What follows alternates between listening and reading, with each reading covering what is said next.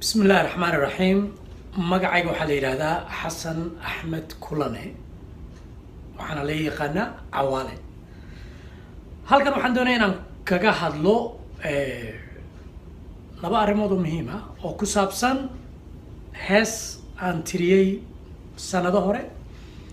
أو هاتن لسوء عسبونسيي أو يدو لو إكيسيي وجه كله بالمركز حندونين هذا دقيسيو هستا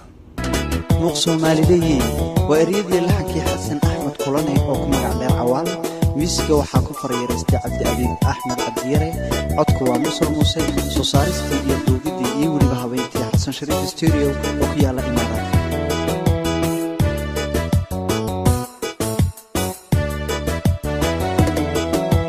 مصباح لغو نستاي مرتيدو كو هيرتاني كده أدوغيو إلا الله مبسوطة هسه waxaa la yiraahdaa muuq Soomaali waxa qaada fanaanka caanka Mursal Muuse heesta erayada iyo laxankaba ana sameeyay heestana waxa ay soo baxday oo aan duubnay 4 sano ka hor 2014 waxaan ku duubnay magaalada Dubai waxaa dhacday markaa heestii in mar dhow la soo cusboonaysiiyay qof clip u samaystay oo YouTube meel kasta la mariyay iyadoo ujeedada kastaba kala haadee caadiyan anigu sugaanta iyo heesaha kama faaloodo hase ahaatee heestan waxay saameyn ku yeelatay qoys waxay saameyn ku yeelatay caruur waxay saameyn ku yeelatay reer ama qabiil ayaa wajh noocaas ayaa loo ekeysiyay maadaama intaas ay jirto ayay qasab igu noqotay inaan ka hadlo sida caadiga heesaha marka ay abwaanka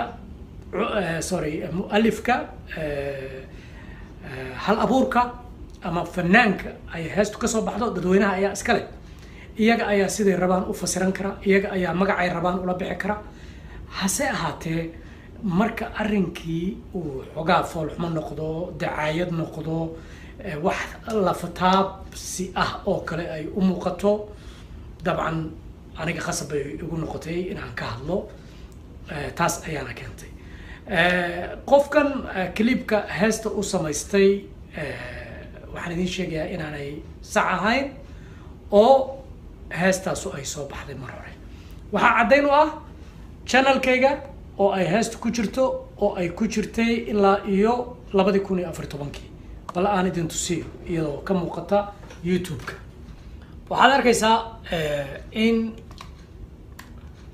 ay halkaa sawirka Mursal Muuse uu ku dhagan yahay heestuna ay tahay Mursal Muuse muuq Soomaali channelka magacaygana uu ku qoran yahay Cawaale Axmed views-kana ay tahay intaas 4 sano ka horna ay tahay ama 4 years ago marka halka ha kaga harto heestan sanadkan may soo bixin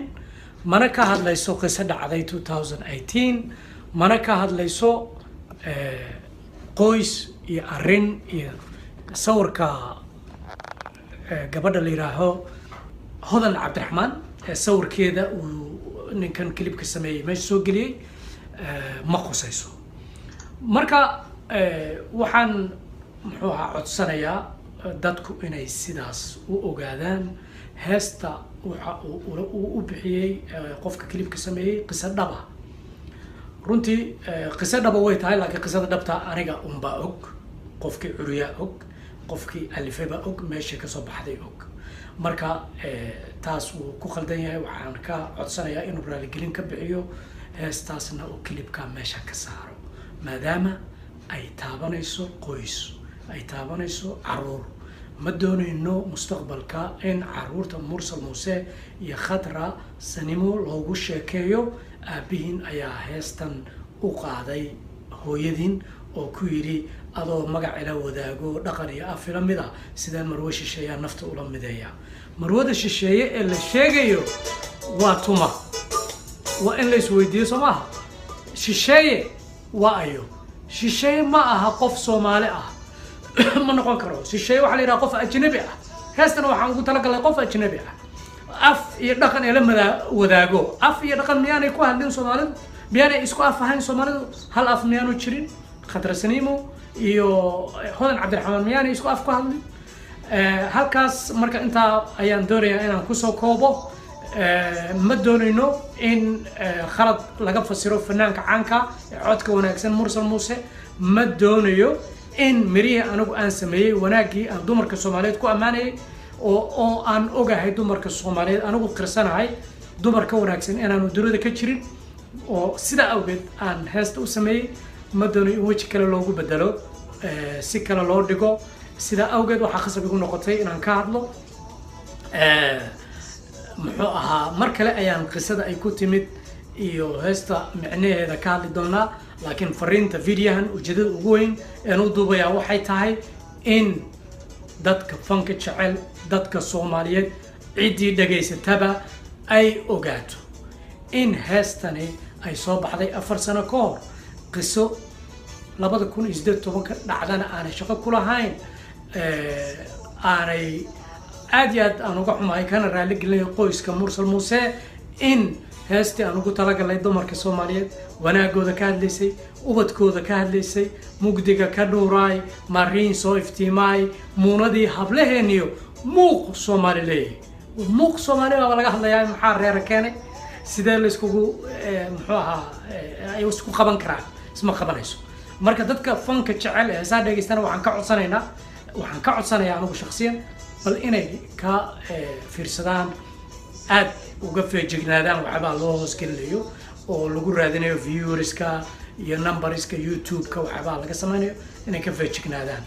oo kaga feejignaadaan wixii waa lagu kaftami karaa ciyaar uu noqon karaa qofku faalo uu ka bixin karaa laakiin marka ay noqoto in qoys wax lagu yeelayo xaruurta ubadka quruxda badan ee Khadra Saniimo niyada looga jabinayo ay khalad loo fasirayo dad ehelo isjecel reer laga dhigayo reer hebel baa reer hebel saas ugu heesay maama taas markay timaado qasab waxay ugu noqotay anigu inaan ka hadlo muxuu ahaa heesta dumarka Soomaaliyeed baan ugu talagalnay ujeedadeeduna sidaas ay ahayd 2014 baan duubnay Abdi Abiib Abdiyare ayaa garaacay oo joogay studio Xasan Shariif baa lagu duubay Dubai wax shaqo kuma laha sanadkan iyo qiso dhacday iyo dad iskuursaday iyo Hodan Cabdiraxmaan midna ma khusayso sida la socda aad iyo aad baa u mahadsantiin